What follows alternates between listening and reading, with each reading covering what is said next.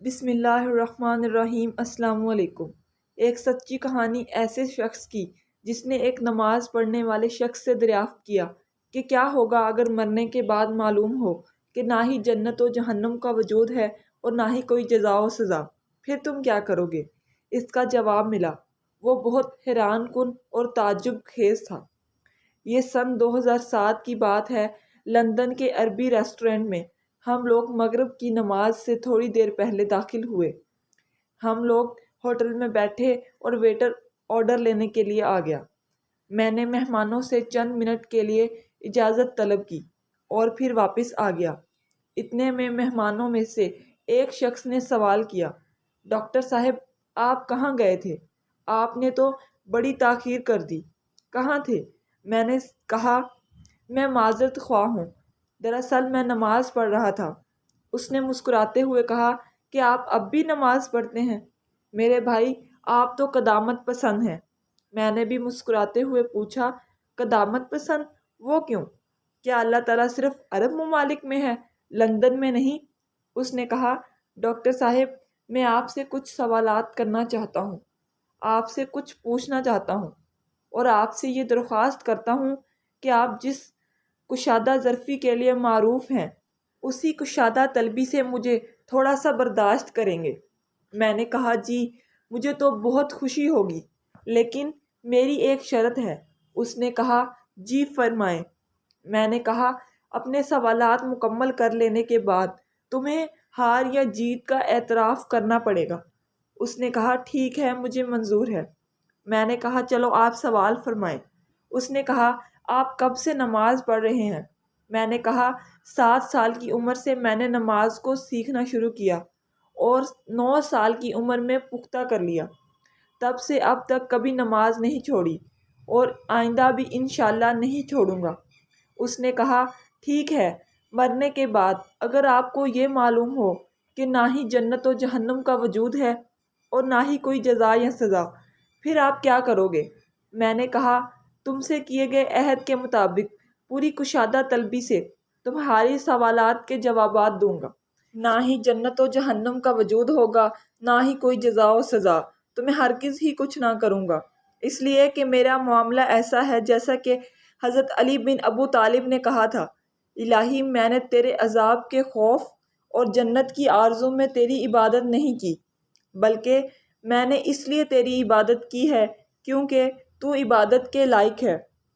اس نے کہا اور آپ کی وہ نمازیں جس کو 10 سال سے آپ پابندی کے ساتھ پڑھتے آ رہے ہیں، پھر آپ کو معلوم ہو کہ نمازی اور بے نماز دونوں برابر ہیں، جہنم نام کی کوئی چیز نہیں، پھر کیا کریں گے؟ میں نے کہا مجھے اس پر بھی کوئی پچھتاوا نہیں ہوگا کیونکہ ان نمازوں کو ادا کرنے میں مجھے صرف چند منٹ ہی لگتے ہیں، چنانچہ میں انہیں جسمانی ورزش سمجھوں گا۔ اس نے کہا اور روزہ، خصوصاً لندن میں، کیونکہ یہاں روزے کا وقفہ ایک دن میں 18 گھنٹے سے بھی تجاوز کر جاتا ہے۔ میں نے کہا میں اسے روحانی جسمانی ورزش سمجھوں گا، چنانچہ وہ میری روح اور نفس کے لیے اعلیٰ طرز کی ورزش ہے اور سارے فوائد بھی ہیں جس کا فائدہ میری زندگی ہی میں مجھے مل چکا ہے، اور کئی بین الاقوامی غیر اسلامی اداروں کا یہ ماننا ہے کہ کچھ وقفے کے لیے کھانا پینا بند کرنا جسم کے لیے بہت مفید اور نفع بخش ہے۔ اس نے کہا آپ نے کبھی شراب پی ہے؟ میں نے کہا میں نے اس کو کبھی ہاتھ تک نہیں لگایا۔ اس نے تعجب سے کہا کبھی نہیں؟ میں نے کہا کبھی نہیں۔ اس نے کہا اس زندگی میں اپنے آپ کو شراب نوشی کی لذت اور اس کے خمار کے سرور سے محرومی کے بارے میں آپ کیا کہیں گے اگر آپ کے لیے وہی ظاہر ہوا جو میں نے فرض کیا؟ میں نے کہا شراب کے اندر نفع سے زیادہ نقصان ہے اور میں سمجھوں گا کہ میں نے اپنے آپ کو اس نقصان دہ چیز سے بچا لیا ہے اور اپنے نفس کو اس سے دور رکھا۔ چنانچہ کتنے ہی ایسے لوگ ہیں جو شراب کی وجہ سے بیمار ہو گئے اور کتنے ہی ایسے لوگ ہیں جنہوں نے شراب کی وجہ سے اپنا گھر بار مال و اسباب سب تباہ و برباد کر دیا۔ اسی طرح غیر اسلامی اداروں کے عالمی رپورٹ کو دیکھنے سے بھی یہ پتہ چلتا ہے کہ وہ بھی شراب کے اثرات اور اس کو لگاتار پینے کے انجام سے منع کرتے ہیں۔ اس نے کہا، ہاں، حج و عمرہ کا سفر، جب موت کے بعد آپ کو معلوم ہوگا کہ اس طرح کی کوئی چیز نہیں، تو میں نے کہا، میں عہد کے مطابق چلوں گا اور پوری کشادہ دلی سے تمہارے سوالات کا جواب دوں گا۔